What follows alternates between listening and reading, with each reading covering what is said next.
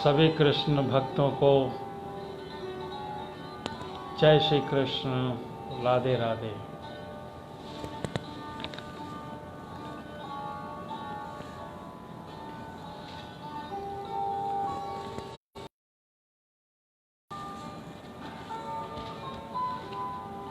आज हम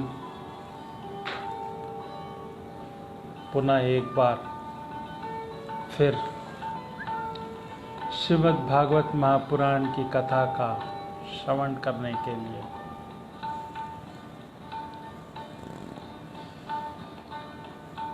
भगवान श्री कृष्ण की असीम अनुकंपा के कारण हम और आप श्रीमद् भागवत महापुराण की कथा का श्रवण कर रहे हैं।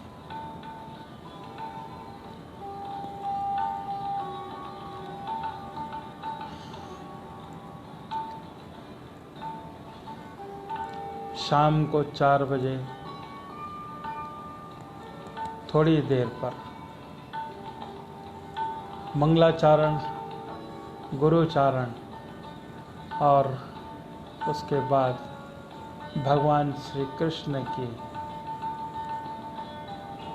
नारायण रूप की प्रेम कथा का श्रवण करेंगे। हम अपने इस चैनल को YouTube में भी दे रहे हैं। जिन भक्तों को शुरू से लेकर अब तक श्रीमद् भागवत महापुराण की कथा का श्रवण संपूर्ण हिंदी में सुनना है, तो हमारे इस चैनल को सब्सक्राइब करें। नोटिफिकेशन से आपको प्रतिदिन श्रीमद् भागवत महापुराण की कथा का श्रवण सुनने को मिलेगा।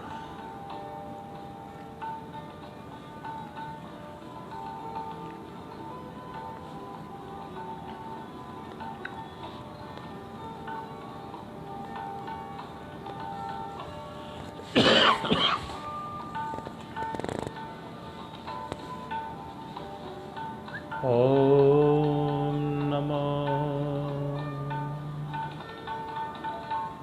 नारायण।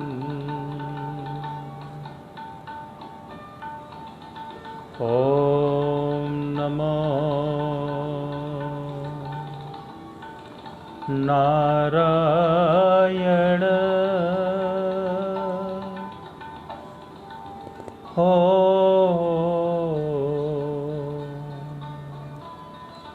नमो नारायण।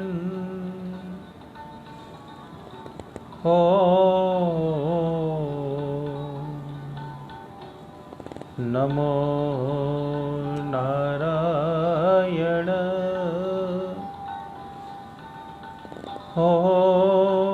नमो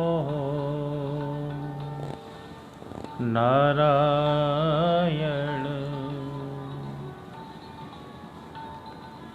ओम श्री कृष्णाय नमः। ओम श्री कृष्णाय नमः। ओम श्री कृष्णाय नमः।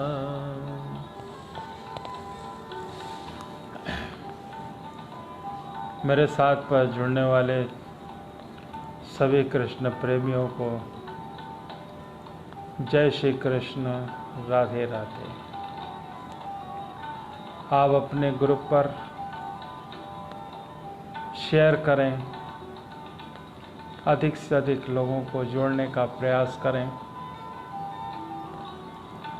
श्रीमद् भागवत महापुराण की कथा का सभी को सुनने का अवसर प्रदान करें। जय श्री कृष्ण, राधे राधे।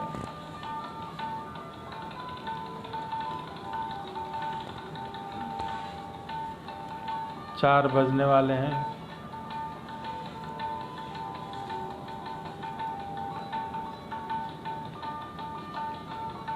4 बजने पर हम मंगलाचारण और गुरुचारण करेंगे। आज की कथाओं में विशेषकर महाराज पृथु के 100 अश्वमेध यज्ञ होते हैं। उसके बाद में महाराज पृथु की यज्ञशाला में भगवान विष्णु का प्रादुर्भाव होता है और पृथु को सनकादिक का उपदेश होता है। आज ये कथा हम श्रवण करेंगे। हमने 40 मिनट का समय रखा है। उसके बाद अगर आगे बढ़ता है, कृष्ण और राधा माई की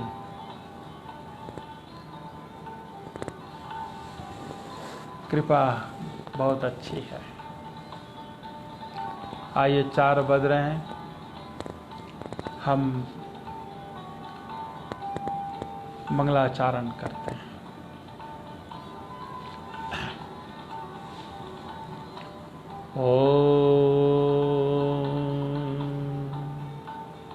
श्री गणेशाय नमः। ओम नमो नारायण भगवते वासुदेवाय। श्री कृष्णाय नमः। श्री राधा कृष्णाय नमः। श्री हनुमंत देवाय नमः।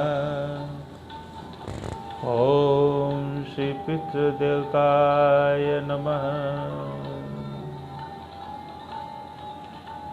तमेव मातास्य पितास्य त्वमेव बन्धो सखा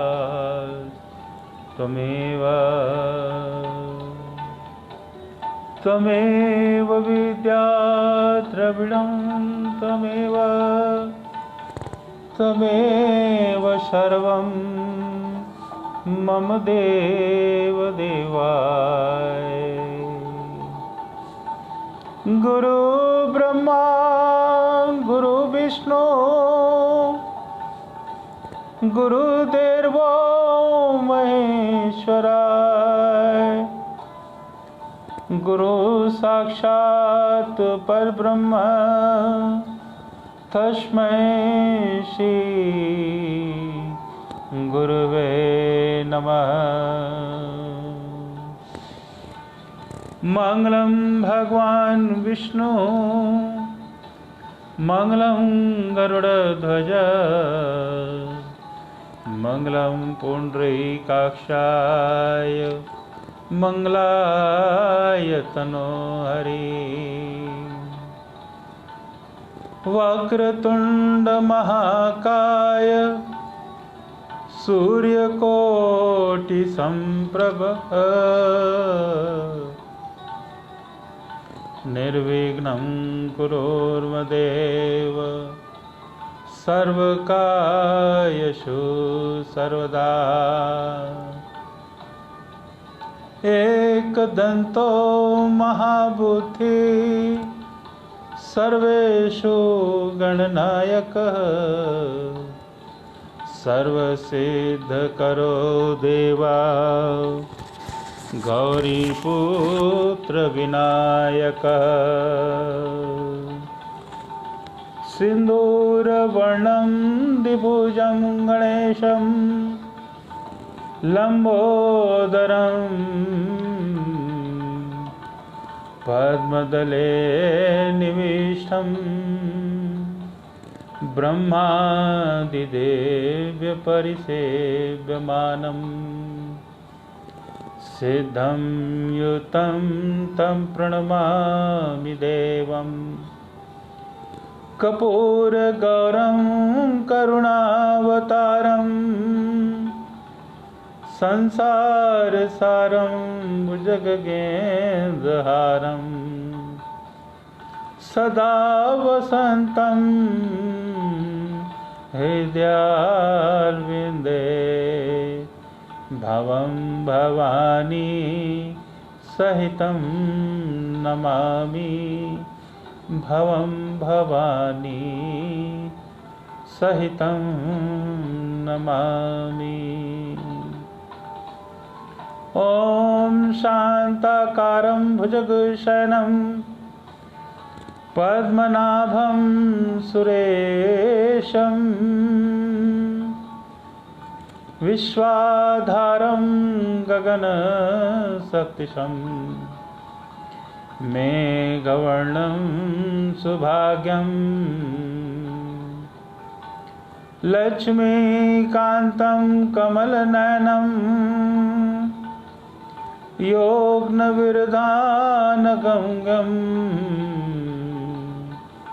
वन्दे विष्णुं भवहरं सर्वलोकैकनाथम्।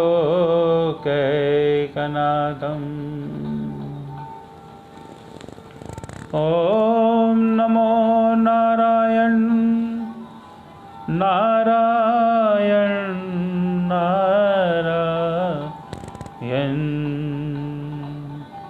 बोलो श्री राधा कृष्ण भगवान की जय। बोलो श्रीमद् भागवत महापुराण की जय।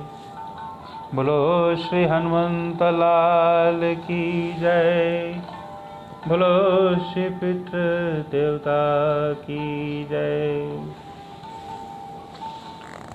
जय जय श्री राधे राधे। मेरे साथ पर जुड़े हुए सभी कृष्ण भक्तों को जय श्री कृष्ण राधे राधे। आइए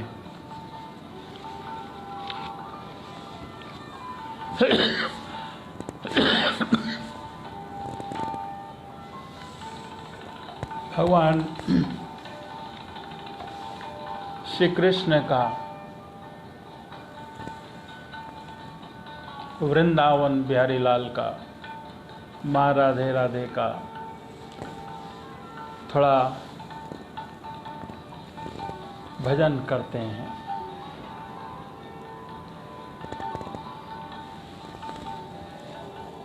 ओम श्री राधाय नमः।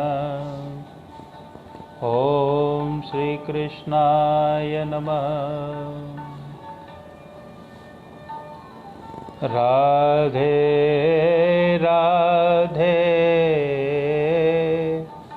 राधे। मन वृंदावन बना लिया। मन वृंदावन बना लिया। राधे कृष्ण को अंदर बसा लिया। मन वृंदावन बना लिया। मन वृंदावन बना लिया। राधे कृष्ण को अंदर बसा लिया। राधे कृष्ण को राधे कृष्ण को अंदर बसा लिया। राधे कृष्ण को अंदर बसा लिया। मन वृंदावन के झूले में। मन वृंदावन के झूले में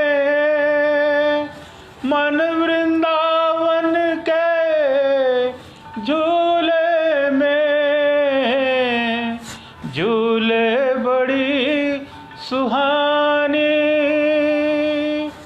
झूले बड़ी सुहानी, कुंज गलियों का राजा, कुंज गलियों का राजा, वो बरसाने की रानी, वो बरसाने की रानी, वो बरसाने की रानी।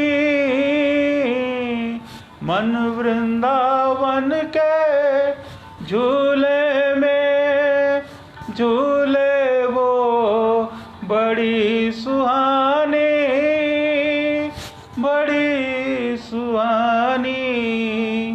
राधे कृष्ण को अंदर बसा लिया, राधे कृष्ण को अंदर बसा लिया।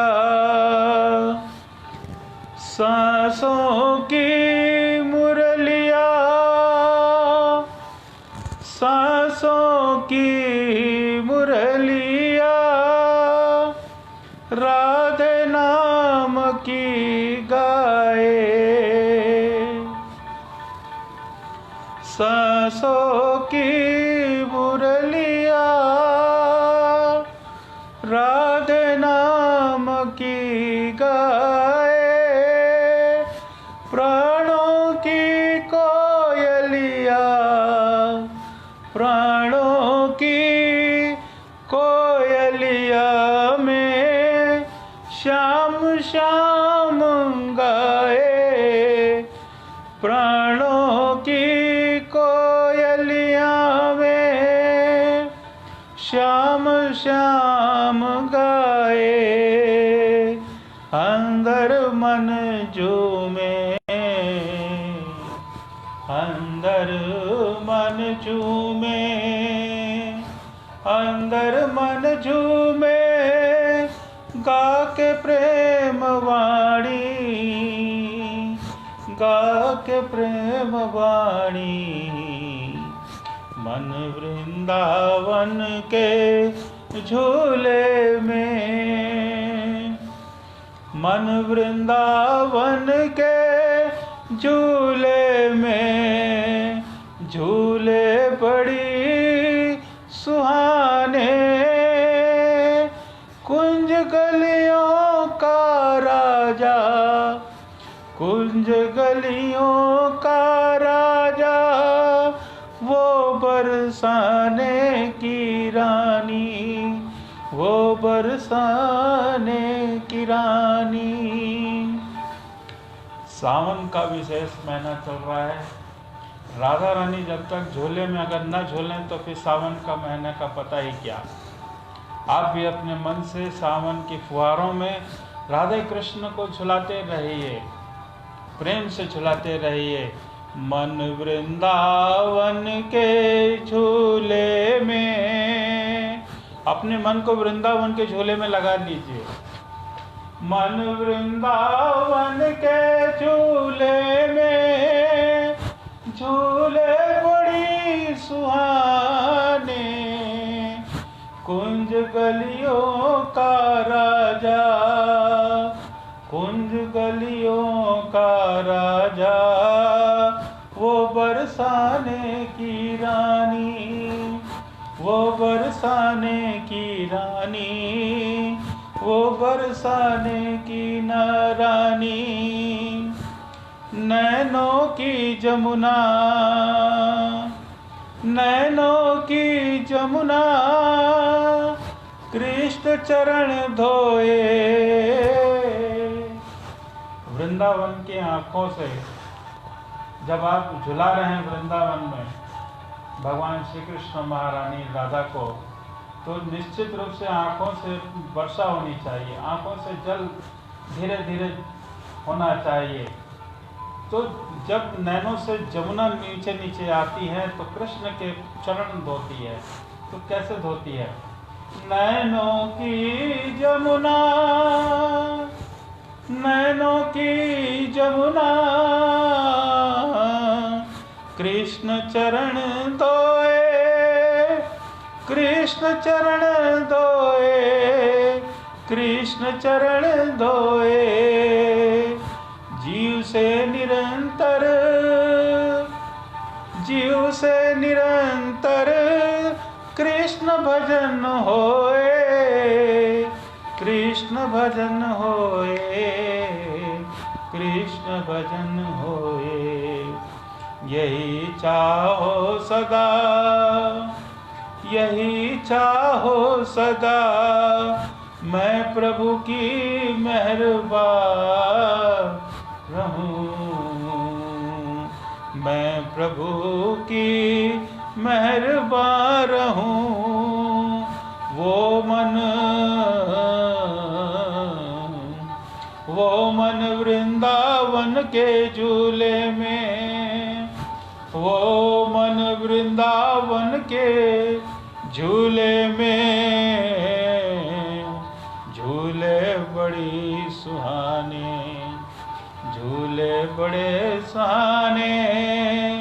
कुंज गलियों का राजा, कुंज गलियों का राजा, वो बरसाने की रानी, वो कुंज गलियों का राजा, वो बरसाने वाली राधे, वो बरसाने वाली रानी, वो बरसाने वाली राधे, वो बरसाने वाली राधे, वो बरसाने वाली रानी, वो बरसाने वाली राधे। राधे जी श्री राधे, राधे जी श्री राधे, राधे जी श्री राधे, राधे जी श्री राधे। कृष्णा हरे कृष्णा, राधे जी श्री राधे, कृष्णा हरे कृष्णा। देखो जितना फिर भी, देखो जितना फिर भी बीना मन ये तृष्णा। नित बीते हरि, नित बीते हरि दर्शन में जिंदगी। मन वृंदावन के झूले में, मन वृंदावन के झूले में झूली बड़ी सुहाने। मन वृंदावन के झूले में झूले बड़ी सुहानी। कुंज गलियों का राजा, कुंज गलियों का राजा, वो बरसाने वाली राधे, वो बरसाने वाली राधे, वो बरसाने वाली राधे, वो बरसाने वाली रानी, वो बरसाने वाली राधे। मन वृंदावन बना लिया,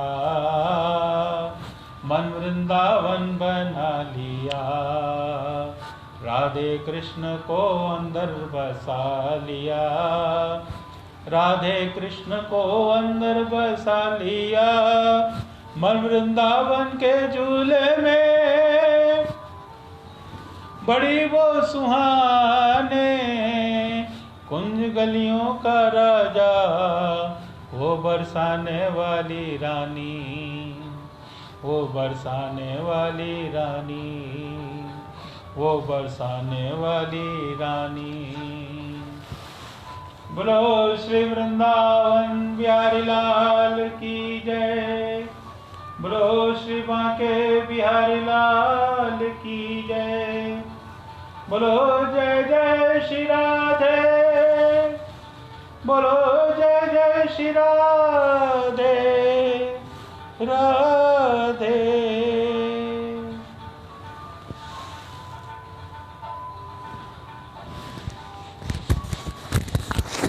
मेरे साथ पर यहाँ पे जो भी भक्त आए हुए हैं, उन सभी कृष्ण भक्तों को जय श्री कृष्ण, जय श्री राधे राधे। आइए अब हम श्रीमद् भागवत महापुराण की कथा का श्रवण करते हैं। जय श्री राधे राधे। श्री मैत्रेय जी कहते हैं, विदुर जी महाराज मनु के ब्रह्मवत्र क्षेत्र में जहाँ सरस्वती नदी पूर्व मुखी होकर बहती है, राजा पृथु ने 100 अश्वमेघ यज्ञों को दीक्षा ली। यह देखकर भगवान इंद्र की विचार हुआ कि इस प्रकार तो पृथु के कर्म मेरे कर्मों की अपेक्षा बढ़ जाएंगे, इसलिए वे अपने यज्ञ महोत्सव को सहन न कर सके। महाराज पृथु के यज्ञ में सबके अंतर्यात्मा सर्वलोक पूज्य जगदीश्वर भगवान श्रीहरि ने यज्ञेश्वर के रूप में साक्षात दर्शन दिया था। उसके साथ ब्रह्मा रुद्र अपने अपने अनुचरों के सहित लोकपालगण भी पधारे थे।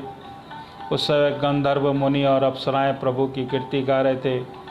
सिद्ध विद्याधर दैत्य दानव यक्ष सुनंद नंदादनी और भगवान के प्रमुख पार्षद जो सर्वदा भगवान की सेवा के लिए उत्सुक रहते थे, वे कपिल, नारद, दत्तात्रेय और सनकादिक योगेश्वर भी उनके साथ आए थे। भारत उस यज्ञ में यज्ञ सामग्रियों को देने वाली भूमि में कामधेनु रूप होकर यजमान की सारी कामनाओं को पूर्ण किया। नदियाँ, दाख, ईख सब प्रकार के रसों का बहा लाती ही थी तथा जिससे मधु चूता था, ऐसे बड़े बड़े वृक्ष दूध, दही, अन्न और घृत आदि तरह तरह की सामग्रियाँ समर्पण करते थे। समुद्र बहुत सी रत्न राशियाँ, पर्वत, भक्ष्य, भोज्य, चौख्य और लेह 4 प्रकार के अन्न तथा लोकपालों के सहित संपूर्ण लोक तरह तरह के उपहार उन्हें समर्पण करते रहते थे। महाराज पृथु को एकमात्र श्रीहरि की ही अपना प्रभु मानते थे।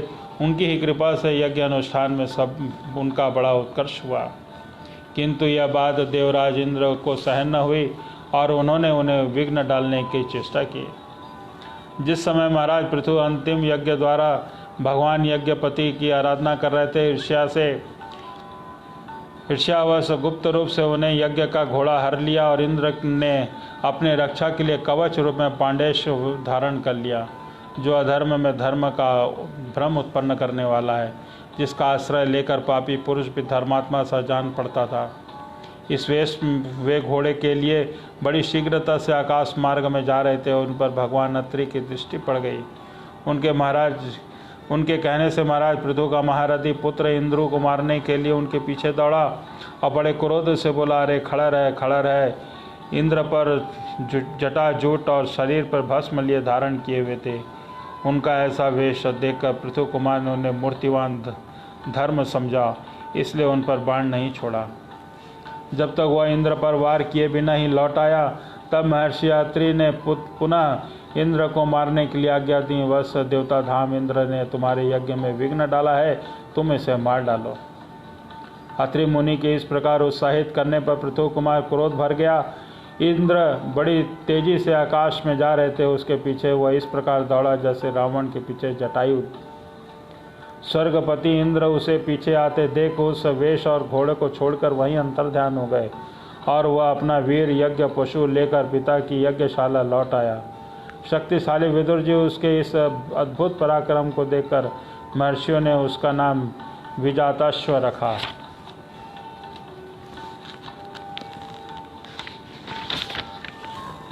यज्ञ पशु को चपाल और यूथ में बांध दिया गया और शक्तिशाली इंद्र ने घोर अंधकार फैला दिया और उसी में छिपकर वे उस घोड़े की उसकी सोने की जंजीर समेत ले गए। अत्रि मुनि ने फिर उन्हें आकाश में तेजी से जाते देखा, किंतु उनके पास कपाल और खंडवांग देखकर पृथु पुत्र ने उनके मार्ग में कोई बाधा न डाली। तब अत्रि ने राजकुमार को फिर उस्काया और फिर गुस्से में भरकर इंद्र को लक्ष्य बनाकर अपना बाण चढ़ाया। यह देखते ही देवराज उस वेश और घोड़े को छोड़कर वही अंतर्ध्यान हो गए और विजाताश्व अपना घोड़ा लेकर पिता की यज्ञशाला लौट आया। तब इंद्र के उस निंदित वेश को मंदबुद्धि और पुरुषों ने ग्रहण कर लिया। इंद्र ने अश्वहरण की इच्छा से जो जो रूप धारण किए थे वे पाप के खंड होने के कारण पाखंड कहलाए। यहाँ खंड शब्द का चिन्ह वाचक है। इस प्रकार पृथु के यज्ञ से विध्वंस करने के लिए ये यज्ञ पशु को चुराते समय इंद्र ने उन्हें कई बार ग्रहण करके त्यागा था। वह नग्न, रक्तांबर तथा कालापिक और पाखंडपूर्ण आचारों में मनुष्यों की बुद्धि प्रायः मोहित हो जाती है, क्योंकि वे नास्तिक, कमल और देखने में सुंदर है। बड़ी बड़ी युक्तियों से अपने पक्ष का समर्थन करते हैं, वास्तव में उपधर्म मात्र हैं। भोग भ्रमवश धर्म मानकर उन्हें आसक्त हो जाते हैं। इंद्र की इस कुचाल का पता लगाने पर परम पराक्रमी महाराज पृथु को बड़ा क्रोध हुआ। उन्होंने अपना धनुष उठाकर उस बाण चढ़ाया और उस समय क्रोध के वेश के कारण उनकी ओर देखा नहीं जाता था। तब त्रिजीव ने देखा कि असह्य पराक्रमी महाराज पृथु इंद्र का वध करने को तैयार है। तब उन्हें रोकते हुए कहा कि राजन, आप तो बड़े बुद्धिमान हैं। यज्ञ दीक्षा ले जाने के शास्त्र विहित यज्ञ पशु को छोड़कर किसी का वध करना उचित नहीं होता। इस यज्ञकार में विघ्न डालने वाला आपका शत्रु इंद्र तो आपके सुयश के ही ईर्ष्यावश निर्लज हो रहा है। हम अमोघ आवागमन ब्रह्मों द्वारा यहीं उसे बुला लेते हैं और बलात् तो अग्नि में हवन किए देते हैं। विदुर जी के यजमान के इस सलाह करके उसके याजकों के क्रोधपूर्वक इंद्र का आह्वान किया। वे सुहावा द्वारा आहुति डालना ही चाहते थे कि ब्रह्मा जी ने उन्हें वहाँ आकर रोक दिया। वे बोले कि याजकों, तुम्हें इंद्र का वध नहीं करना चाहिए। यह यज्ञ संज्ञा के तो इंद्र को ही भगवान की ही मूर्ति है। तुम यज्ञ द्वारा जिन देवताओं को आराधना कर रहे हो वे इंद्र के ही तो अंग हैं और तुम उसे यज्ञ का द्वारा मानना चाहते हो। पृथु के इस अज्ञान अनुष्ठान में विघ्न डालने के लिए इंद्र ने जो पाखंड फैलाया है वह धर्म का अनुच्छेद करने वाला है। इस बात पर तुम ध्यान दो, तब उससे अधिक विरोध मत करो, नहीं तो वह और भी पाखंड मार्गों का प्रचार करेगा। अच्छा, परम यशस्वी महाराज पृथु के 99 ही यज्ञ कर रहने दो। फिर राजर्षि पृथु ने कहा कि राजन, अब तो मोक्ष धर्म के जानने वाले हैं, अतः आपको यह यज्ञानुष्ठान की आवश्यकता नहीं है। आपका मंगल हो। आप और इंद्र दोनों की पवित्र कीर्ति भगवान श्री हरि के शरीर हैं, इसलिए अपने ही स्वरूप भूत इंद्र के प्रति आपको क्रोध नहीं करना चाहिए। आपका यज्ञ निर्विघ्न समाप्त नहीं हुआ है, इसके लिए आप चिंता न करें। हमारी बात आप आदरपूर्वक स्वीकार कीजिए। देखिए, जो मनुष्य विधाता के बिगाड़े हुए काम को बनाने में विचार करता है उसका मन अत्यंत क्रोध में भरकर भयंकर मोह में फंस जाता है। बस यही यज्ञ को धर्म कीजिए। इसी के कारण इंद्र के चलाए हुए पाखंडों में धर्म का नाश हो रहा है, क्योंकि देवताओं में बड़ा ही दुराग्रह होता है। जरा देखिए तो इन गुणों को चुराकर आपके यज्ञ में विघ्न डाल रहा था। उसी के रचे हुए उन्हें मनोहर पाखंडों के द्वारा सारी जनता खींचती चली जा रही है। आप साक्षात विष्णु के अंश हैं। वैन के दुराचार से धर्म लुप्त हो रहा है।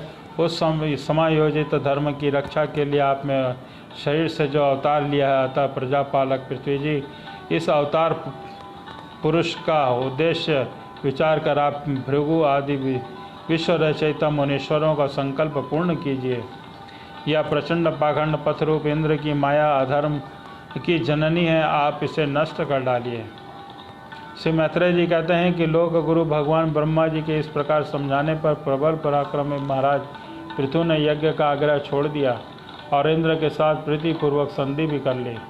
इसके पश्चात जब वे अज्ञान स्नान को करने निवृत्त हुए, तब उन्होंने उनके यज्ञों से तृप्त हुए देवताओं ने अभिष्ट वर दिया। आदिराज पृथु ने अत्यंत श्रद्धापूर्वक ब्राह्मणों को दीक्षाएं दी। ब्राह्मणों ने उनके सत्कार से संतुष्ट होकर उन्हें अमोघ आशीर्वाद दिया। वे कहने लगे, महाबालो, आपके बुलाने से तो जो पितर देवता ऋषि मनुष्य आदि आए थे, उन सभी आपने दान मान से खूब सत्कार किया। बोलो श्री नारायण भगवान की जय। श्री मैत्रेय जी कहते हैं, विदुर जी, महाराज पृथु ने 99 यज्ञों से यज्ञोभाग का यज्ञेश्वर भगवान श्री विष्णु को बड़ा संतोष हुआ। उन्होंने इंद्र के सहित तो वहाँ पर उपस्थित होकर उनसे कहा, श्री भगवान ने कहा कि राजन, तुम्हारे कारण 100 यज्ञ में पूरे करने के संकल्प में विघ्न डाला है। अब तुमसे क्षमा चाहते हैं, अब तुम्हें न क्षमा कर दो। नरदेव, जो श्रेष्ठ मानव साधु और सद्बुद्धि संपन्न होते हैं, वे दूसरे जीवों से द्रोह नहीं करते, क्योंकि वह शरीर ही आत्मा नहीं है। यदि तुम लोग जैसे भी मेरी माया से मोहित हो जाएं, तो समझना चाहिए कि बहुत दिनों तक हुई ज्ञानी जनों से सेवा से केवल श्रम ही हाथ लगा। ज्ञान पुरुष शरीर को अविद्या, वासना और कर्मों की ही पुतला समझकर इन्हें आसक्त नहीं होता। इस प्रकार जो शरीर में ही आसक्त नहीं है, विवेकी पुरुष इनसे उत्पन्न हुए घर, पुत्र, धन आदि में किस प्रकार ममता रख सकता है। यह आत्मा एक शुद्ध स्वयं प्रकाश, निर्गुण, गुणों का आश्रय स्थान, सर्वव्यापक, आवरण शून्य और सब का साक्षी एवं अन्य आत्मा से रहित है। अतः शरीर से भिन्न है। जो पुरुष इस देह स्थित आत्मा को स्थित सभी प्रकार के भिन्न जानता है, वह प्रकृति से संबंध रखते हुए उनके गुणों से लिप्त नहीं होता, क्योंकि उसकी स्थिति उस परमात्मा में रहती है।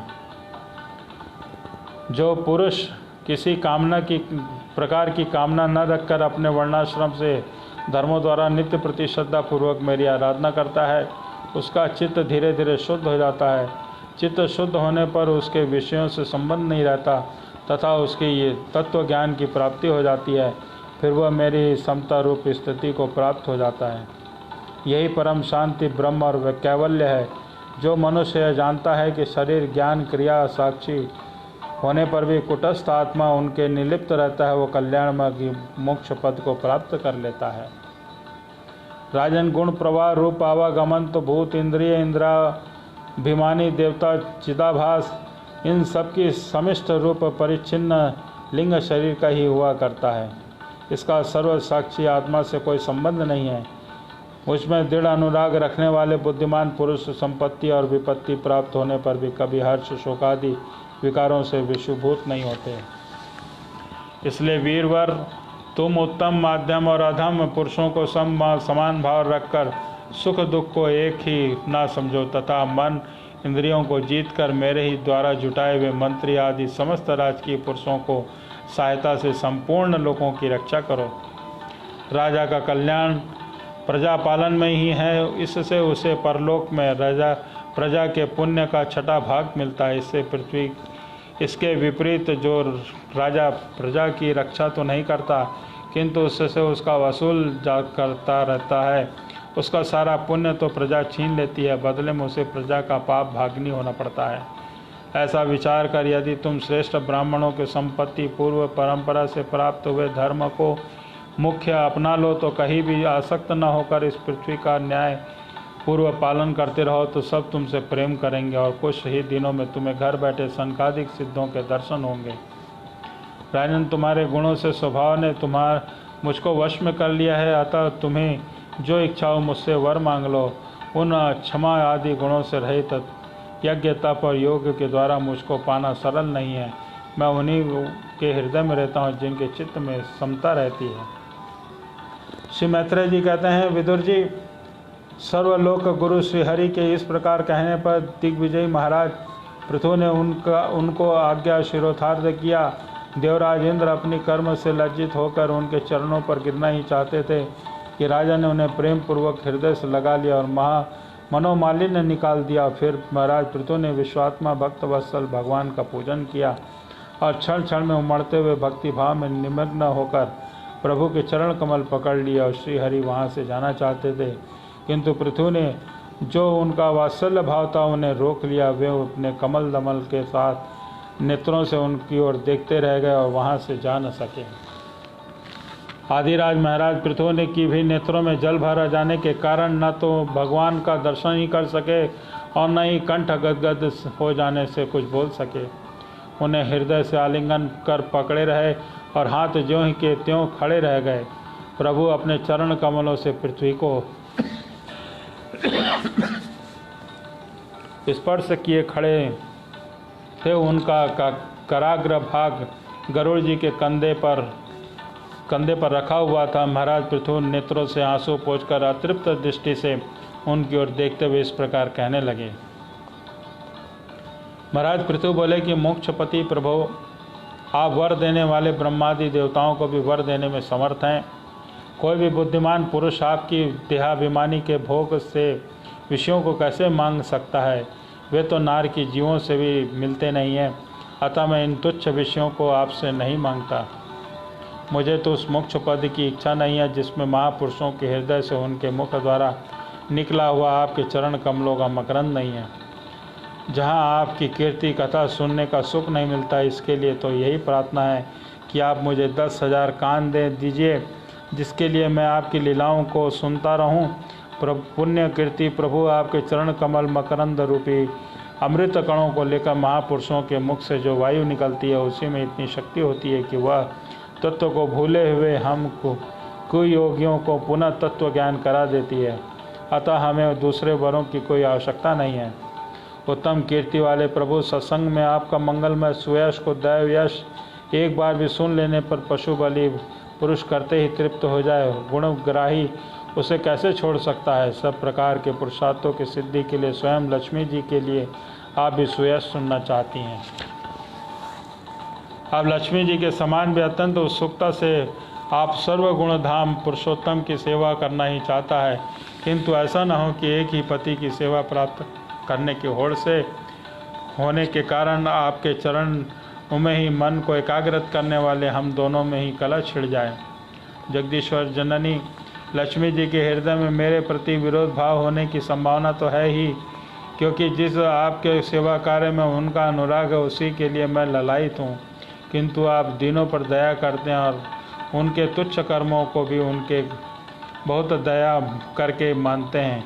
इसलिए मुझे आशा है कि हमारे झगड़े में आप मेरा ही पक्ष लेंगे। आप तो अपने स्वरूप में ही रमण करते हैं, आपको भला लक्ष्मी जी से क्या लेना है। इसी से निष्काम महात्मा ज्ञान हो जाने के कारण आपका भजन करते हैं। आप में माया के कार्य अहंकार आदि का सर्वथा अभाव है।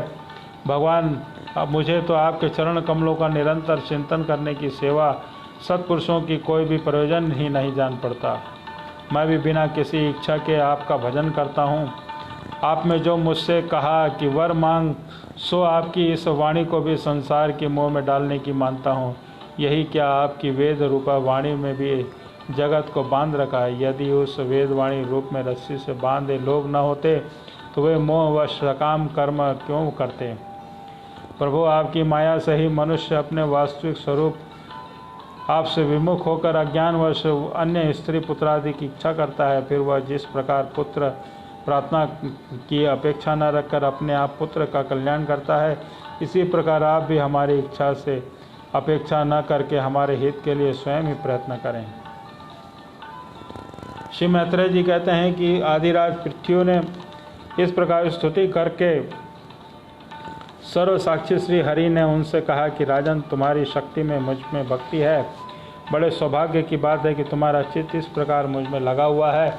ऐसा होने पर पुरुष सहज में ही मेरी उस माया को पार कर लेता है जिसको छोड़ना, जिसके बंधन से छूटना अत्यंत कठिन है। अब तुम सावधानी से मेरी आज्ञा का पालन करते रहो। प्रजापालक नरेश, जो पुरुष मेरी आज्ञा का पालन करता है उसका सर्वत्र मंगल होता है। श्री मैत्रेय जी कहते हैं कि विदुर जी, इस प्रकार भगवान ने राजर्षि पृथ्वी के साग गर्भित वचनों का आदर किया। फिर पृथ्वी ने उनकी पूजा को और प्रभु उन पर सब प्रकार की कृपा करके वहाँ से चलने को तैयार हुए। महाराज, पृथ्वी ने वहाँ जो देवता, ऋषि, पितर, गंधर्व, सिद्ध, चारण, नाग, किन्नर, अप्सरा, मनुष्य, पक्षी आदि अनेक प्रकार के प्राणी और भगवान के पार्षद आए थे, उन सभी भगवत बुद्धि को भक्ति पूर्वक वाणी और धन के द्वारा हाथ जोड़कर पूजन किया। इसके बाद वे सब अपने अपने स्थान को चले गए। भगवान राजा पृथु ने उनके पुरोहितों का चित्त चुराते हुए अपने धाम को सिधारे। तदंतर वो अपना स्वरूप दिखाकर अंतर ध्यान हुए। अवक्सल स्वरूप देवादिदेव भगवान को नमस्कार करके राजा पृथु भी अपनी राजधानी में चले गए। बोलो श्री नारायण भगवान की जय। मैत्रेय जी कहते हैं, विदुर जी, उस समय महाराज पृथु का नगर सर्वत्र मोतियों की लड़ियों, फूलों की मालाओं, रंग बिरंगे वस्त्रों और सोने के दरवाजे अत्यंत सुगंधित धूपों से सुशोभित था। उसकी गलियां, चौक, सड़कें चंदन और अरजे से जल से सींच दी गई थीं तथा उसे पुष्प, अक्षत, फल, यंकर, खील और दीपक आदि मांगलिक द्रव्यों से सजाया गया था। वह ठौर ठौर पर रखे हुए फल फूल के गुच्छों से युक्त केले के खंभों और सुपारी के पौधों से बड़ा ही मनोहर जान पड़ता था तथा सब और आम और वृक्षों की नवीन पत्तों की बंधनवारों से विभूषित था। जब महाराज ने नगर में प्रवेश किया तब दीपक, उपहार, अनेक प्रकार की मांगलिक सामग्री लिए प्रजाजनों ने उन्हें मनोहर कुंडलों से सुशोभित सुंदरी कन्याओं ने उनकी अगवानी की। शंख दुर्बंधी आदि बजने लगे, ऋषिजगण देवधनी करने लगे, वृंदीजनों की स्तुति गान आरंभ कर दिया। यह सब देखकर सुनकर भी उन्हें किसी प्रकार का अहंकार नहीं हुआ है। इस प्रकार वीरवर पृथु ने राजमहल में प्रवेश किया। मार्ग में जहाँ जहाँ पूर्ववासी देववासियों ने उनका अभिनंदन किया, परम यशस्वी महाराज ने उन्हें प्रसन्नतापूर्वक अभीष्ट वर देकर संतुष्ट किया। महाराज पृथु ने महापुरुष और सभी के पूजनीय थे। उन्होंने इस प्रकार उनके अनेकों उदार कर्म करते हुए पृथ्वी का शासन किया और अंत में अपने विपुल यश का विस्तार कर भगवान को परम पद प्राप्त किया। सूत जी कहते हैं कि मुनिवर शौनक जी, इस प्रकार भगवान मैत्रेय की मुख से आदिराज पृथु के अनेक प्रकार के गुणों का संपन्न और गुणवानों द्वारा प्रशंसित विस्तृत सुयश सुनकर परम भागवत विदुर जी ने उनका अभिनंदन करते हुए कहा। विदुर जी ने बोले, ब्राह्मणों का पृथु का अभिषेक किया, समस्त देवताओं ने उपहार दिया। उन्होंने अपनी भुजाओं से वैष्णव तेज के कारण किया और पृथ्वी का दोहन किया। उसके पराक्रम के उष्टि पुष्ट विषय भोगों के आज भी संपूर्ण राजा और लोकपालों सहित समस्त लोग इच्छानुसार जीवन निर्वहन करते हैं। भला ऐसा कौन समझदार होगा जो उनकी पवित्र कीर्ति सुनना न चाहेगा। अतः आप मुझे उनके कुछ और भी पवित्र चरित्र सुनाइए। राधे राधे।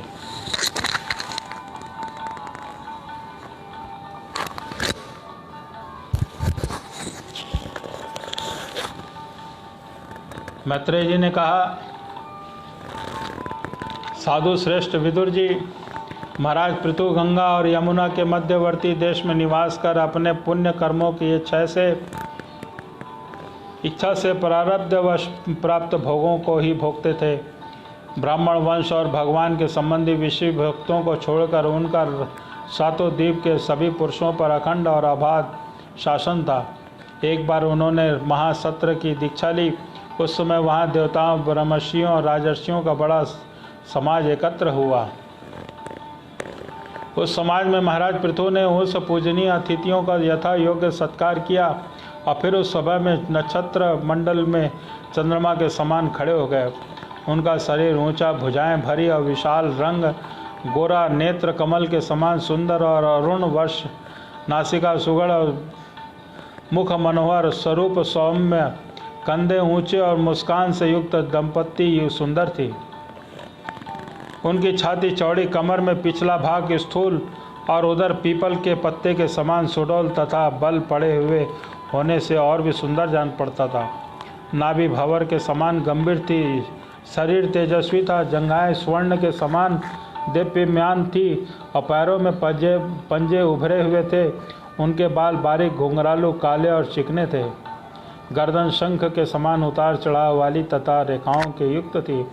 वे उत्तम बहुमूल्य मोती के पहने और वैसे ही चादर ओढ़े थे। दीक्षा के अनुसार उन्होंने समस्त आभूषण उतार दिए थे।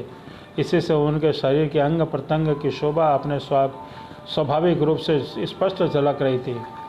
वे शरीर पर कृष्ण मृग का चर्म और हाथों में कुशा धारण किए हुए थे। इससे उनके शरीर में कांति और बढ़ गई थी। वे सारे के सारे नित्य कृत्य यथाविधि संपन्न कर चुके थे। राजा पृथु ने मानो सारी सभा को हर्ष से सरोबार करते हुए अपने शीतल और स्नेहपूर्ण नेत्रों को चारों ओर देखा, फिर अपना भाषण प्रारंभ किया। उनका अत्यंत सुंदर विचित्र पदों से युक्त सुंदर, मधुर, गंभीर, निशंक था। मानो उस समय वे सबका उपकार करने के लिए अनुभव का ही अनुवाद कर रहे हैं। राजा पृथु ने कहा कि सज्जनों, आपका कल्याण हो। आप महानुभाव जो यहाँ पधारे हैं, मेरी ही प्रार्थना सुने। जिज्ञासु पुरुषों को चाहिए कि संत समाज में अपने निश्चय का निवेदन करें। इस श्लोक में मुझे प्रजाजनों का शासन, उनकी रक्षा और आजीविका का प्रबंध तथा उन्हें अलग अलग अपनी मर्यादा में रखने का राजा बनाया गया है। अतः इसका यथावत पालन करने से मुझे उन्हीं का मनोरथ पूर्ण करने वाले लोगों की प्राप्ति होनी चाहिए, जो वेदवादी मुनियों के मतानुसार संपूर्ण कर्मों के साक्षी श्री हरि पर प्रसन्न होने के लिए मिलते हैं। जो राजा प्रजा को धर्म मार्ग में शिक्षा न देकर केवल उससे कर वसूल करने में लगा रहता है, वह केवल प्रजा के पाप का ही भागी होता है और अपने ऐश्वर्य के हाथ धो बैठता है। अतः प्रिय प्रजानन, अपने इस राजा को परलोक के हित में करने के लिए आप लोग परस्पर दोष दृष्टि छोड़कर हृदय से भगवान को याद रखते हुए अपने कर्तव्य का पालन करते रहिए, क्योंकि आपका स्वार्थ भी इसी में है और इस प्रकार मुझ पर आपका बड़ा अनुग्रह होगा। विशुद्ध चित्त देवता, पितर और महर्षिगण, आप भी मेरी इस प्रार्थना का अनुमोदन कीजिए, क्योंकि कोई भी कर्म हो मरने के अनंतर उसके कर्ता, उपदेष्टा और समर्थक को उसका सम्मान फल मिलता है। माननीय सज्जनों, किन्हीं श्रेष्ठ महानुभावों के मत में कर्मों का फल देने वाले यज्ञपति ही हैं, क्योंकि इसके ये लोक और परलोक दोनों ही जगह कोई शरीर बड़े ही तेजोमय देखे जाते हैं। मनो, तानपाद, मही, ध्रुव, राजर्षि, प्रियव्रत, हमारे दादा अंग, ब्रह्मा, शिव, प्रहलाद, बलि, इसी कोटि के अन्याय महानुभाव के मत में तो धर्म, अर्थ, काम, मोक्ष रूप चतुर्वेग और स्वर्ग और अपवर्ग के स्वाधीन नियामक कर्म फल रूप दाता के भगवान गदाधर की आवश्यकता ही है। इस विषय में तो केवल मृत्यु ही दैहिक वैन आदि कुछ शोचनीय और धर्म विगुण लोगों की ही मतभेद है, अतः इसका कोई विशेष महत्व नहीं हो सकता है। जिनके चरण कमल की सेवा के लिए निरंतर बढ़ने वाली अभिलाषा, उन्हीं के चरण से निकली हुई गंगा के समान समर्था से संतृप्त हो जीवों के समस्त जन्मों के संचित मनोबल को तत्काल नष्ट कर देती है। जिसके चरण कमल का आश्रय लेने वाला पुरुष सब प्रकार के मानसिक दोषों को धो डालता है और वैराग्य तत्व साक्षात्कार रूप बल पाकर इस दुखमय संसार से चक्र से नहीं पड़ता। उसके चरण कमल इस प्रकार कामनाओं को पूर्ण करने वाले हैं।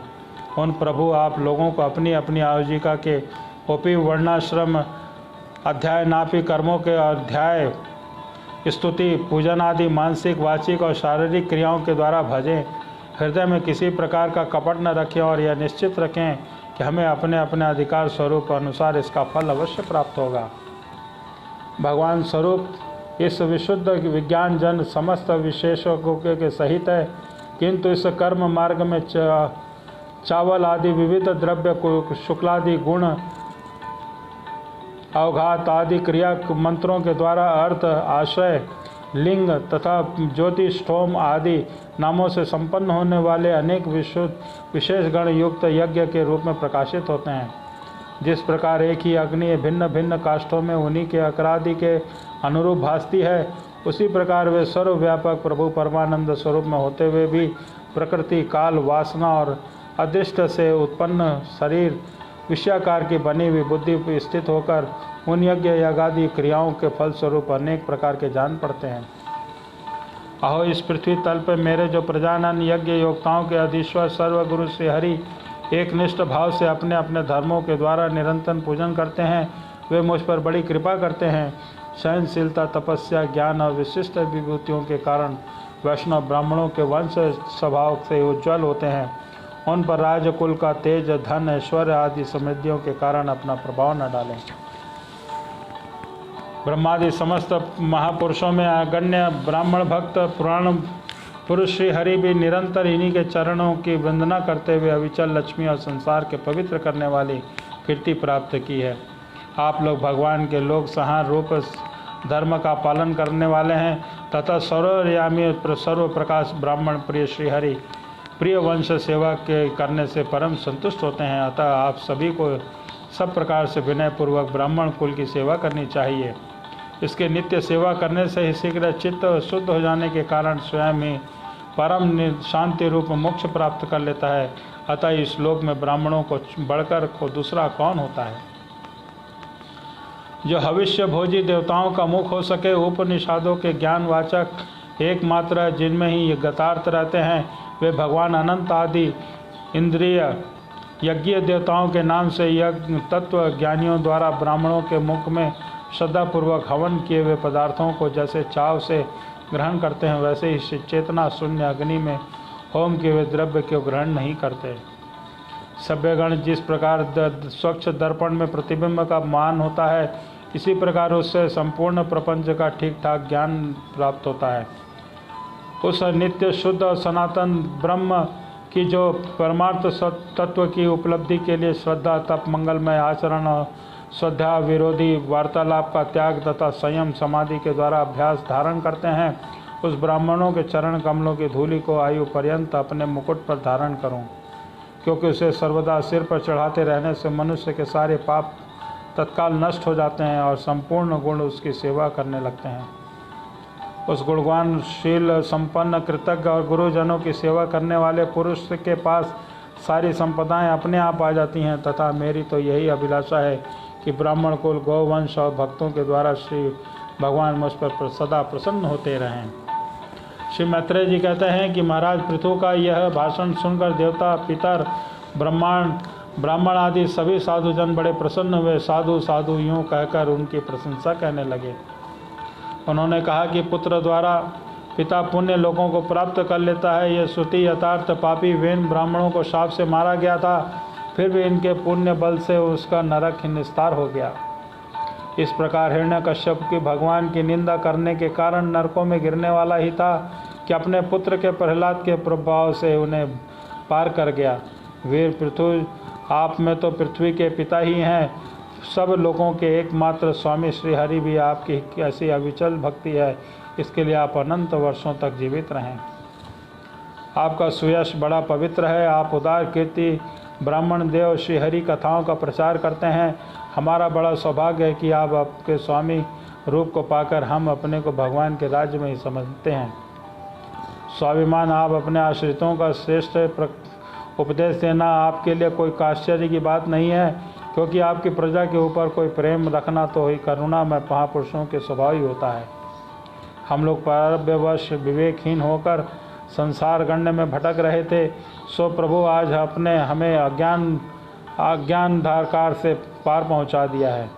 आप शुद्ध सत्व में परम पुरुष है, जो ब्राह्मण जाति में प्रविष्ट होकर क्षत्रियों और क्षत्रिय जाति में प्रविष्ट होकर ब्राह्मणों की तथा जातियों में प्रतिष्ठित होकर सारे जगत की रक्षा की है। आपको हमारा नमस्कार है। बोलो श्री नारायण भगवान की जय। श्री मैत्रेय जी कहते हैं, जिस प्रकार प्रजानंद पराक्रमी पृथ्वीपाल पृथ्वी की इस प्रकार प्रार्थना कर रहे थे, उसी समय वहाँ सूर्य के समान तेजस्वी 4 मुनिवर आए। राजा उन चरों को देखा तथा पहचान लिया कि सिद्धेश्वर अपने सिद्ध दिव्य कांति से संपूर्ण लोगों को पाप निवृत्त करते हुए अपने आकाश से उतर आ रहे हैं। राजा के प्राण सनकादिक को दर्शन करते ही उन्होंने विषयों को दौड़ता है उनकी ओर चल पड़े। मानो उन्हें रोकने के लिए ही वे अपने सदस्यों और अनुयायियों के द्वारा एकाएक उठकर खड़े हो गए। जब वे मुनिगण आर्ध स्वीकार कर आसन पर विराज आए, तब विशिष्ट ग्रहणी पृथु ने उनके गौरव से प्रभावित हो विनयपूर्वक गर्दन झुकाए और उनके विधिपूर्वक पूजा की। फिर उनके चरण धोकर को अपने सिर पर बालों पर छिड़का। इस प्रकार शिष्ट जनोदित आचार का आदर तथा उनके पालन करके उन्होंने यही दिखाया कि सभी सत्पुरुषों को ऐसा व्यवहार करना चाहिए। सनकादिक मुनीश्वर भगवान शंकर के ही अग्रज हैं। सोने के सिंहासन पे वे ऐसा सुशोभित होते हैं जैसे अपने स्थानों पर अग्नि देवता होते हैं। महाराज पृथु ने बड़ी श्रद्धा और संयम के साथ प्रेम पूर्वक उनसे कहा। पृथु ने कहा, मंगल मुनीश्वरों, आपके दर्शन को योगेश्वरों को भी दुर्लभ है। मुझसे ऐसा क्या पुण्य बना जिसके कारण आप स्वतः दर्शन प्राप्त हुआ, जिस पर ब्राह्मण और अनुचरों सहित श्री शंकर विष्णु भगवान प्रसन्न हो। उसके लिए यह लोक और परलोक में ऐसी कौन सी दुर्लभ वस्तु है। इस प्रपंच के कारण महत्व आदि सर्वगत है, तो भी आपके सर्व साक्षी आत्मा को नहीं देख सकते। इस प्रकार यद्यपि आप समस्त लोकों में विचरते रहते हैं, तो अनेकाधिक लोग आपको देख नहीं पाते। जिनके घरों में आप जैसे पूज्य पुरुष उनके जल, तृण और पृथ्वी, गृहस्थी तथा सेवक आदि किसी अन्य पदार्थ को स्वीकार कर लेते हैं, वे गृहस्थ जीवन अधीन होने पर धन्य हैं। जिन घरों में कभी भगवत भक्तों के परम पवित्र चरणोदक के छींटे नहीं पड़े, वे सब प्रकार के ऋषि सिद्धियों से परे होने पे भी ऐसे वृक्षों के समान हैं जिन पर सांप रहते हैं। मुनीश्वरों, आपका स्वागत है। आप लोग तो बाल्यावस्था से मुमुक्षुओं के मार्ग का अनुसरण करते हुए एकाग्रचित से धर्माचार्य महान व्रतों का बड़ी श्रद्धापूर्वक आचरण कर रहे थे। स्वामिनों, हम लोग अपने कर्मों के वशीभूत होकर विपत्तियों के क्षेत्र रूप में संसार के पड़े हुए केवल इंद्रिय संबंधी भोगों को ही परम पुरुषार्थ मान रहे हैं। सो क्या हमारे विस्तार का कोई उपाय नहीं है? आप लोग कुशल प्रश्न हम करना उचित नहीं है, क्योंकि आप निरंतर आत्मा में ही रमण करते हैं और आप में कुशल तथा अकुशल है, इस प्रकार की वृत्तियां कभी नहीं होती। आप संसार संतृप्त जीवों के परम सुहृद हैं, इसलिए आप में विश्वास करके मैं पूछना चाहता हूं कि संसार में मनुष्य का किस प्रकार सुगमता से कल्याण हो सकता है। यह मनुष्य जो आत्मान पुरुषों में आत्मा जिसके प्रकाशित होते हैं और उपासकों के हृदय में अपने स्वरूप को प्रकट करने वाले हैं, वे अजन्मा होकर भगवान नारायण की जिनके भक्तों में कृपा करने के लिए आप जैसे सिद्ध पुरुषों के रूप में पृथ्वी पर विचरा करते हैं। मैत्रेय जी कहते हैं कि राजा पृथु के ये युक्ति सूर्य गंभीर परामृत और मधुर वचन सुनकर श्री सनत कुमार जी बड़े प्रसन्न हुए और मुस्कुराते हुए कहने लगे। श्री सनत कुमार जी ने कहा कि महाराज, आपने सब कुछ जानते हुए भी समस्त प्राणियों के कल्याण की दृष्टि से बड़ी इच्छा की बात पूछी है। सच है, साधु पुरुषों की वैसी ही बड़ी कृपा दृष्टि होती है। सत्पुरुषों का समागम श्रोता और वक्ता दोनों को ही अभिमात होता है, क्योंकि उनके प्रश्नोत्तर का सभी कल्याण करते हैं। राजन मधुसूदन, भगवान के चरण कमलों के गुणानुदान में भी अवश्य ही आपको अविचल प्राप्ति होती है। हर किसी का प्राप्त होना बहुत कठिन है। प्राप्त हो जाने पर हृदय से भीतर रहने वाले वासना रूप मल को सर्वथा नष्ट कर देती है, जो किसी भी उपाय से जल्दी नहीं छूटता। शास्त्र जीवों के कल्याण के लिए भति भांति विचार करने वाले उनकी आत्मा से भिन्न देहादि प्रति वैराग्य और अपने आत्मस्वरूप निर्गुण ब्रह्म में सदृढ़ अनुराग होना, यही कल्याण का साधन निश्चित हुआ माना गया है। शास्त्रों का यह भी कहना है कि गुरु और शास्त्र के वचनों में विश्वास रखने से, भागवत धर्मों का आचरण करने से, तत्व जिज्ञासा से, ज्ञानोपयोग निष्ठा से, योगेश्वर श्री हरि की उपासना से, नित्य प्रति पुण्य कीर्ति श्री भगवान के पावन कथाओं के सुनने से, जो लोग धन इंद्रियों में भोगों में रत ही उनकी गोष्ठों में प्रेम रखने से, उनके प्रिय लगने वाले पदार्थों का आसक्तिपूर्वक संग्रह न करने से, भगवान का अमृत पान करने के सिवा अन्य समय आत्मा में संतुष्ट रहते हुए एकांत सेवन में प्रेम रखने से, किसी भी जीव को कष्ट न देने से, निमित्त शिष्टा से आत्महित का अनुसंधान करते रहने से, श्री हरि के पवित्र चरित्र रूप श्रेष्ठ अमृत का रसास्वादन करने से, निष्काम भाव से यम नियमों का पालन करने से, कभी किसी की निंदा न करने से, योग क्षेम के लिए प्रयत्न न करने से,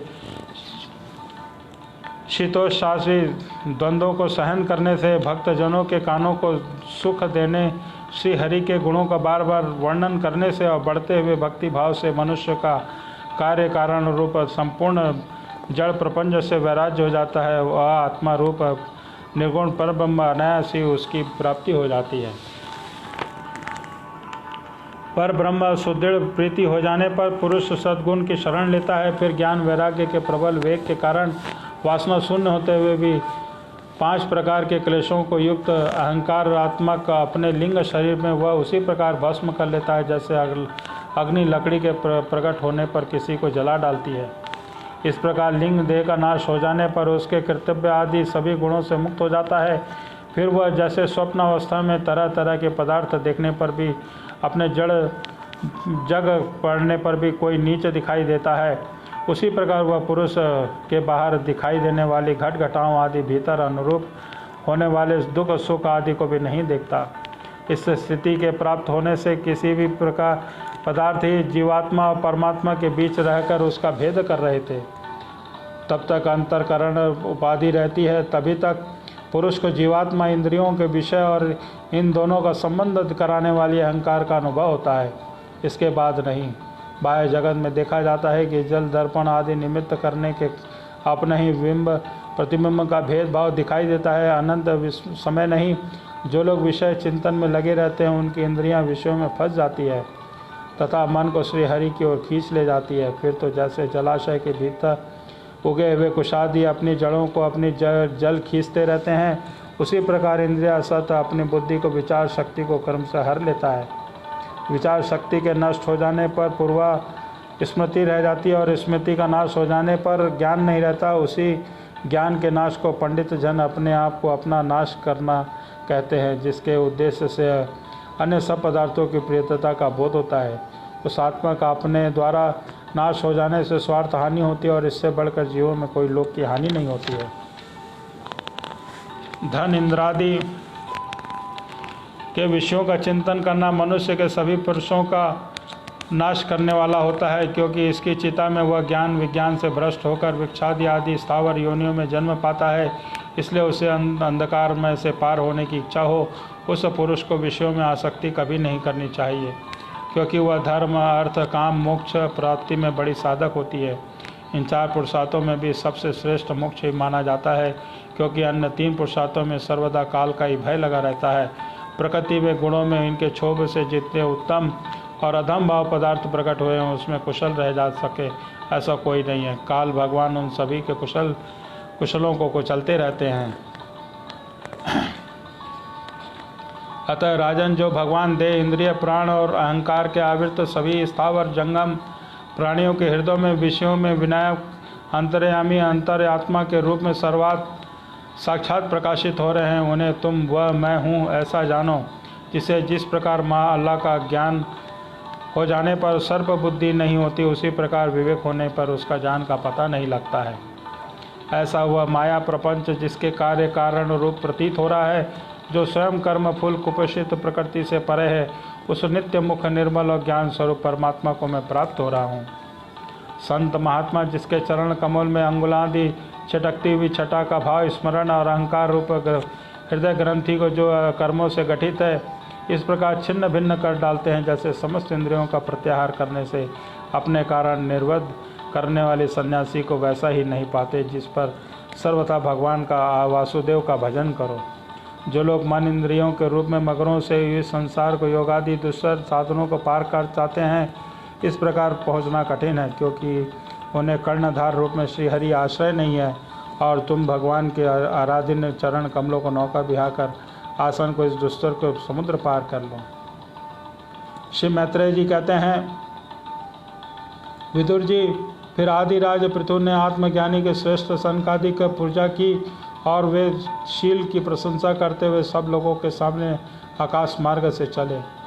महात्माओं में अग्रभाग महाराज पृथु ने उनके उपदेशोपास पाकर चित्त की अवस्था में आत्मा में स्थित हो रहने के कारण अपने कृत्य सा अनुभव करने लगे। वे ब्राह्मण भुक्ति के समय स्थान शक्ति न्याय और धन के सभी प्रकार सभी कर्म करते थे। इस प्रकार एकाग्र चित्त से समस्त कर्मों का फल परमात्मा को अर्पण करने से करके आत्मा को साक्षी एवं प्रकृति से अतीत देखने के कारण वो सदा निर्लिप्त रहते हैं। जिस प्रकार सूर्य देव सर्वत्र करने पर भी वस्तुओं का गुणगान दोष से निर्लिप्त रहता है, उसी प्रकार सौरभाम राज लक्ष्मी से संपन्न गृहस्थाश्रम में रखते हुए भी अहंकार शून्य के कारण इंद्रियों को विषय में आसक्त नहीं होता है। इस प्रकार आत्मनिष्ठा में स्थित होकर सभी कर्तव्य निष्ठों में यथोचित रीति से अनुष्ठान करते हुए उन्होंने अपनी भार्या अर्ची के गर्भ से अनुरूप 5 पुत्र उत्पन्न हुए। उनके नाम विजाताश्व, धूमकेश, हर्षस, द्रविण और वृक्क थे। महाराज पृथु भगवान के अंश थे। वे समय समय पर जब आवश्यकता होता था, जब जगत के प्राणियों की रक्षा के लिए अकेले ही समस्त लोकपाल के गुण धारक कर लिया करते थे और उस पर मन प्रिय और हितकर वचन, मनोहर मूर्ति और सौभ्य गुणों के द्वारा प्रजा का रंजन करते रहने से भगवान के चंद्रमा के समान उनको राजा नाम सामर्थक हुआ। जिस प्रकार गर्मी के पृथ्वी का जल खींचकर वर्षा काल में पुनः पृथ्वी पर बरसा देता है, उसे किरणों को सबको अपने आप पहुंचाता है, उसी प्रकार कर रूप में प्रजा का धन लेकर दुष्कार्य एक समय मुक्त हस्त से प्रजा के हित में लगा देते हैं तथा सब प्रकार अपना प्रभाव रखते जमाते हैं।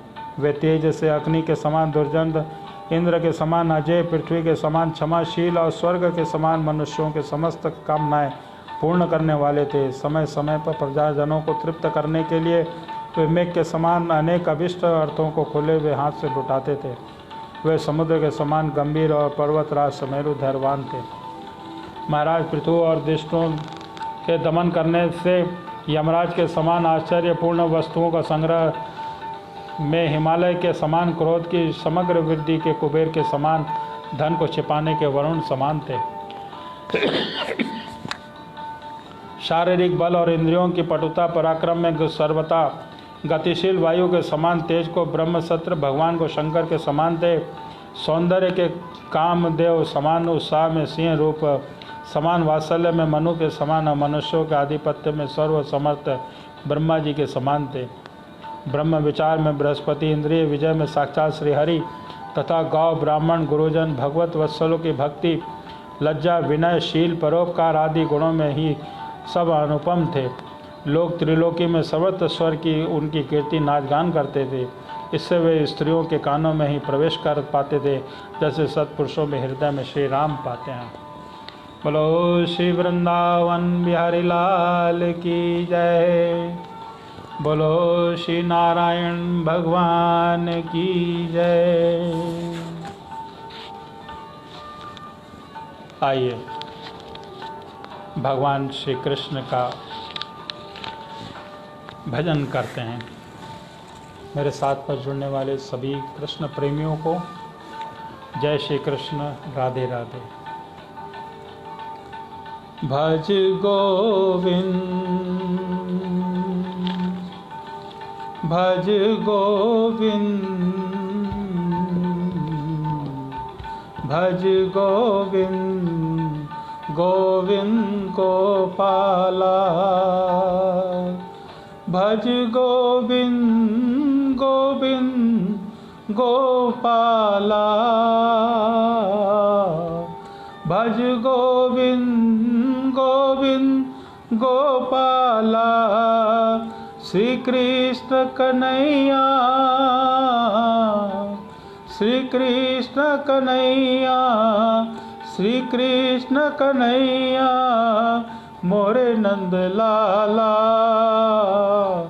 मोरे नंद लाला। भज गोविंद, भज गोविंद गोपाला। भज गोविंद, भज गोविंद गोपाला। श्री कृष्ण कन्हैया, श्री कृष्ण कन्हैया मोरे नंद लाला, मोरे नंद लाला। मात यशोदा, मात यशोदा दैया बलोए। मात यशोदा दैया बलोए। माखन खवैया मोरे नंद लाला। माखन खवैया, माखन खवैया मोरे नंद लाला, मोरे नंद लाला, मोरे नंद लाला। भज गोविंद, गोविंद गोपाला। भज गोविंद, गोविंद गोपाला। श्री कृष्ण कन्हैया, श्री कृष्ण कन्हैया मोरे नंद लाला, मोरे नंद लाला। वृंदावन की कुंज गलिन में, वृंदावन की कुंज गलिन में, वृंदावन की कुंज गलिन में रास रचाओ मोरे नंद लाला। रास रचाओ मोरे नंद लाला। भज गोविंद, गोविंद गोपाला। भज गोविंद, गोविंद गोपाला। श्री कृष्ण कन्हैया, श्री कृष्ण कन्हैया मोरे नंद लाला, मोरे नंद लाला।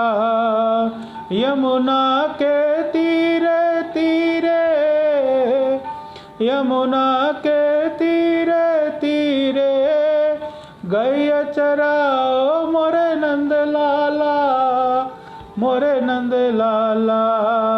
गैया चराओ गैया चराओ मोरे नंद लाला। भज गोविंद गोविंद गोपाला, भज गोविंद गोविंद गोपाला। श्री कृष्ण कन्हैया मोरे नंद लाला, श्री कृष्ण कन्हैया मोरे नंद लाला। मीरा के प्रभु गिरधर नागर, मीरा के प्रभु गिरधर नागर। शरण में राखो, शरण में राखो हमें नंद लाला, मोरे नंद लाला। भज गोविंद गोविंद गोपाला, भज गोविंद गोविंद गोपाला। श्री कृष्ण कन्हैया, श्री कृष्ण कन्हैया मोरे नंद लाला। श्री कृष्ण कन्हैया मोरे नंद लाला, मोरे नंद लाला, मोरे नंद लाला। बोलो श्री वृंदावन बिहारी लाल की जय, बोलो श्री बांके बिहारी लाल की जय। जय जय श्री राधे, जय जय श्री राधे।